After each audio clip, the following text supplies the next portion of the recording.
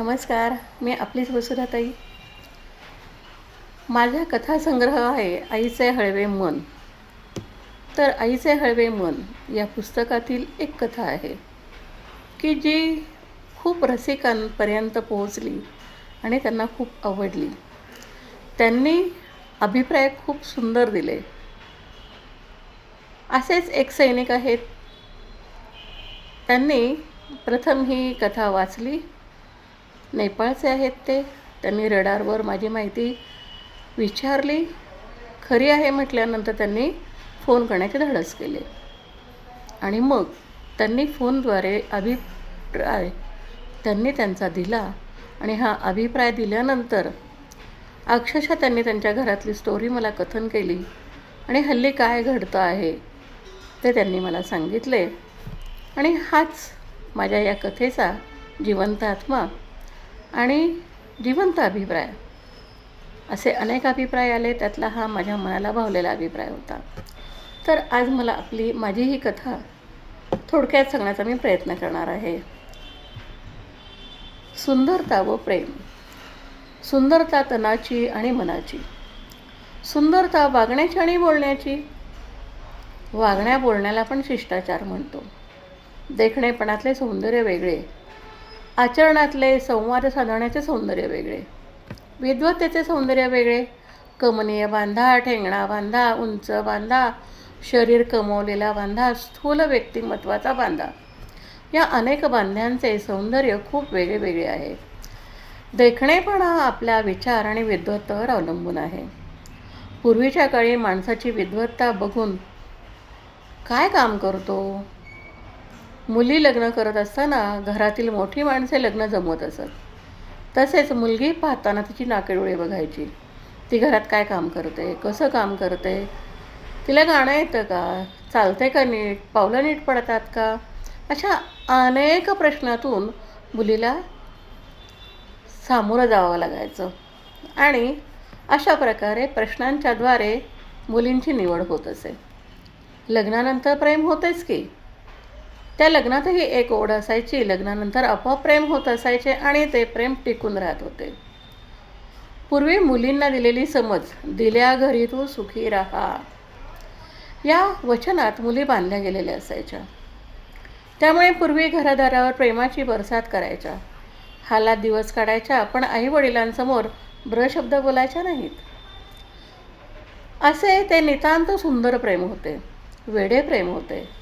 खरंच मुलींनाही त्रास होत होता. केवळ आईवडिलांना काही वाटू नये म्हणून मुली बोलत नसायच्या. दिल्या घरी सुखानं नांदायच्या, प्रेमाची बरसात करत राहायच्या. हे सुंदर मनाचं प्रतीक होतं. मुली जर सासरकडच्यांनी खूप त्रास दिला तर समाज काय म्हणेल यामुळे आईवडील स्वतःच्या मुलींना जास्त जवळसुद्धा करत नसायच्या. समाजाकडून काही बंधनं लादली गेली होती. त्यामुळे मुलीला त्रास सहन झाला नाही झाला तरीसुद्धा मुलगी तिथेच नांदत होती. क्वचित एखादे कुटुंब त्या बाजूनं उभं राहायचं आणि समाजाशी चार हात करायचा निर्णय घेऊन आपल्या मुलीला परत आणायचं. हे त्यांचे ते मुलीवरचे प्रेम. सर्वांचेच प्रेम असते आपल्या मुलीवरती, पण काही समाजाला घाबरून मुलीला आणत नाहीत. पण आता उलटं झालेलं आहे. हल्लीच्या या दिवसांमध्ये असे प्रेम पाहायला मिळत नाही. एकतर सर्व मुलामुलींना शिक्षण घेतलेला, चांगल्या पगाराचा जोडीदार हवा आहे. शिक्षण, विचार, सौंदर्य या तिन्हींचा संगम असेल तरच उत्तम संसार होतो असे त्यांचे म्हणणे असते. परंतु काही ठिकाणी फक्त सौंदर्याला महत्त्व दिले जाते. त्या ठिकाणी त्या मुलीची विद्वत्ता या कुटुंबामध्ये राहणार आहे की नाही हे सुद्धा पाहिले जात नाही. हल्ली बऱ्याच मुली मुलाला अट घालतात की तू परदेशी आहेस का, बाहेरगावी राहतोस का, तुझ्या आईवडिलांबरोबर मला राहायचे नाही. असं बोलणाऱ्या मुली खरंच संसार करू शकतील का, असा विचार बऱ्याचदा मनात येतो. मुलींना फक्त नवरा हवा आहे असे कसे चालेल. शिकले सवरलेले आहात तर कुटुंबाची जबाबदारी घ्यायला शिकावी. सासरकडच्या माणसांना जवळ करावं. फक्त नवरा कसा मिळेल हे चालणार नाही. तर अशा काही आता संकल्पना रुजत आहेत. मुलींच्या मनात हे काय येतं? कारण मुली एकट्या आहेत, भरपूर शिकलेल्या आहेत आणि ह्या मुलींना इगो आहे. प्रत्येक मुलीला आहे असं मी म्हणत नाही, पण तरी हा इगो समाजात पाहायला मिळालेला आहे, म्हणून ही माझी वाक्य आहेत. नवऱ्याला देखील आईवडील आहेत ना, मग आईवडिलांना तो कुठे जोडणार? आपापल्या आईवडिलांप्रमाणे त्याही आईवडिलांना त्यांनी स्वीकारावे, त्यांच्यातल्या मनाचे सौंदर्य जाणावे, त्यांच्यावरही प्रेम करून पाहावे. हरकत नाही पुढचे पाऊल उचलायला, परंतु प्रेमाची भाषा जशी आहे ती आपण उच्च करावी. तुम्ही प्रेम दिलं तर प्रेम निश्चित मिळतं, हा अनुभव आहे. पूर्वी कसं होतं, आईवडिलांनी लग्न करून दिलं की तिथेच सासरे नांदायचं. वादविवाद झाले तरी समंजसपणाने तिथेच दिवस काढायचे. अगदी विकोपाला गेलं तर घटस्फोट घेऊन रिकामं व्हायचं. परंतु शक्यतो ही वेळ येत नव्हती. पूर्वीच्या गरजा मर्यादित होत्या. पण आता काय होतं आहे, मुलांचं सगळं विश्वच बदललेलं आहे. गरजा राहणीमान बदलू लागलेले आहेत. बंगला, गाडी, कपडा, लत्ता यात खूप फरक पडला आहे. त्यामुळे संसाराची दोन्ही चाकं कामाला लागली.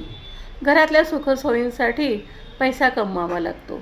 त्यामुळे IT क्षेत्रात असणाऱ्या ह्या मुलांना स्वतःसाठी वेळ देता येत नाही आणि मग काय, प्रेमापासून ते दूर जातात. एकमेकांना वेळ देण्यासाठी त्यांच्याकडे वेळच उरत नाही. यातून एकमेकांबद्दलची ओढ कमी व्हायला लागते. एकमेकांशी पटेनाशी होतं. जमत नाही असं म्हटलं तरी चालेल. मग हा आहे सोडा, दुसरा घ्या. अशी अनेक उदाहरणं आपण पाहत आहोत समाजामध्ये. त्याला घटस्फोट द्यायचा, दुसऱ्याशी आपलं तयार लगेच. जर हे एकमेकांना प्रेमाने बांधून ठेवत असतील तर अशा गोष्टी 100% टाळल्या जातील. तर सौंदर्य आणि प्रेम यांचा खूप जवळचा संबंध आहे. पुरुष बाईच्या सौंदर्यावर भाळतो तर स्त्री पुरुषाच्या सौंदर्यापेक्षा त्याच्या कार्यावरती भाळते, कर्तृत्वावरती भाळते. यातूनच प्रेमाची निर्मिती होत असते. खरे प्रेम असेल तर ते टिकते, पण फक्त शरीरावर प्रेम असेल तर ते मात्र टिकत नाही. आजकाल व्हॉट्सॲप, इंस्टाग्राम, फेसबुक, ट्विटर अशा अनेक माध्यमातून एकमेकांचा परिचय होतो. दिसायला जरा बाई छान असेल तर तिला लगेच पर्सनल मेसेज केला जातो. या मेसेजला किती रिस्पॉन्स द्यायचा हे स्वतः त्या बाईनं ठरवलं पाहिजे. आणि मग त्या प्रेमाच्या, खोट्या प्रेमाच्या जाळ्यात जर ही बाई अडकली तर पुरुष 100% तिचा गैरफायदा घेतो. आणि यासाठी स्वतः बाईंना खंबीर राहायला हवं. माणसं ओळखायला शिकायला हवीत. समोरच्या व्यक्तीला जर आपण रिस्पॉन्स किती द्यायचा हे आपल्याला समजले नाही तर डायरेक्ट त्याला ब्लॉक करून रिकामं व्हायचं. पण हे ठरवता येत नाही. एकमेकांबद्दल प्रेमाची भाषा बाजूला ठेवून प्रेम बघायला जातात, जेवढ्याच तेवढं पाहायला जातात. तर मग स्त्रियांचं काय होतं यामध्ये? समोरच्या पुरुषाने म्हटलं छान दिसते, तुझा DP सुंदर आहे, तुझी साडी छान आहे, की स्त्रिया वाहवत जातात. त्यांनाही गोड वाटायला लागतं हे म्हणणं. आणि मग इथे प्रेमाची परिभाषा बदलते. बाह्यरूपावर प्रेम करणाऱ्या व्यक्ती आपल्याला नको आहेत. तुमच्या अंतर्मनावर प्रेम करणाऱ्या व्यक्ती आपल्याला हवे आहेत. असा तो साथीदार शोधावा. आजकालचे युग खूप वेगळे आहे. पूर्वी एवढी सौंदर्य प्रसाधने नव्हती. आजकाल सौंदर्य प्रसाधनांचा वापर करून त्या सौंदर्यात भर घालता येते. समोरच्या व्यक्तीला त्याची भुरळ पडते आणि कितीही व्यक्ती काळी असेल तर ती गोरी भासवली जाते आणि अनेक रूपं बदलता येतात या सौंदर्य प्रसाधनांमुळे. आज आपण हे सगळं अनुभवलेलं आहे, बाह्य जगात पाहत आहोत, समाजामध्ये हे बघत आहोत, घडत आहे. तर प्रेम कोणावर करावं? प्रेम आपल्या अंतर्मनावर करावं. प्रेम आपल्या कुटुंबावर करावं. प्रेम आपल्या सख्यावर करावं, प्रियकरावर करावं. प्रियकर कोण? ज्याच्याशी आपलं लग्न झालेलं आहे. सखा कोण? ज्याच्याशी आपलं लग्न झालेलं आहे.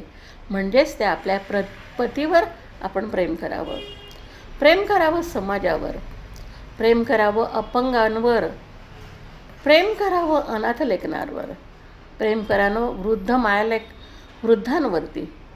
हे जे वृद्ध आहेत ना, त्यांच्याशी बोलायलाही कोणी जात नाही हो. बऱ्याचदा असं होतं, एकटे पडलेले असतात. असे खूप अनुभव येतात की वृद्धांना फक्त बोलण्याची गरज आहे. काय हवं असतं त्यांना? 2 वेळेचं खाणं पिणं, सकाळचा थोडासा नाश्ता, चहा पाणी आणि त्यांच्याशी गोड बोलणं. फक्त तुम्ही विचारा, कसं चाललं आहे तुमचं? काय म्हणताय? काय हवं आहे तुला? ते किती खुश होतात बघा. मग ते आपल्या घरातले वृद्ध असू देत किंवा समाजातले वृद्ध असू देत.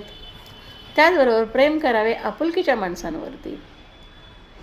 बऱ्याचदा असं होतं की तुम्ही समाजामध्ये प्रेम करताय, प्रेम वाटताय, पण घरी आला की चिडचिड होते, रागराग येतो. एखादं रडकं मूल आपल्या घरातलं आपल्याजवळ आलं की हो बाजूला नाही म्हणायचं, त्याला प्रेमानं जवळ घ्या. आपलीच मुलं असतात ती, पण आपल्याला राग येतो कारण आपण बाहेर करून दमून आलेलो असतो. मग घरात शांतता हवी असं वाटतं. पण तरीसुद्धा आपण आपल्या आपुलकीच्या लोकांवरती प्रेम करून बघा. आपला चिडखोरपणा, आपला राग बाहेर ठेवायचा आणि घरात यायचं. त्याचबरोबर प्रेम करावे स्वतःवरती. स्वतः कसे आहात? आपल्यामध्ये आपण काय बदल घडवू शकतो? आपल्यातला वाईट गुण काय आहे हे स्वतः शोधून काढा आणि स्वतःवर प्रेम करायला लागा. आज मला ड्युटीला जायचं नाही आहे म्हणून तुम्ही जर का असेच बसलात, बऱ्याचदा अंघोळ उशिरा केले, ठीक आहे, पण आवरलं नाही, काही नाही, निवांत बसलात तुम्ही.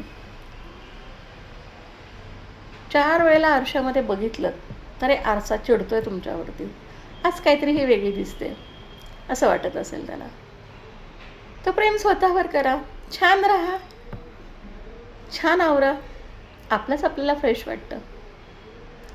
पहिलं स्वतःवर प्रेम करा, स्वतःतले दुर्गुण काढा आणि चांगल्या गुणांना वाव द्या आणि त्यांचे गुण आत्मसात करा जे आपल्यामध्ये नाही आहेत. बघा, खूप फरक पडतो. सौंदर्याची जपणूक आपोआप होते. आपले मानसिक सौंदर्य जपा.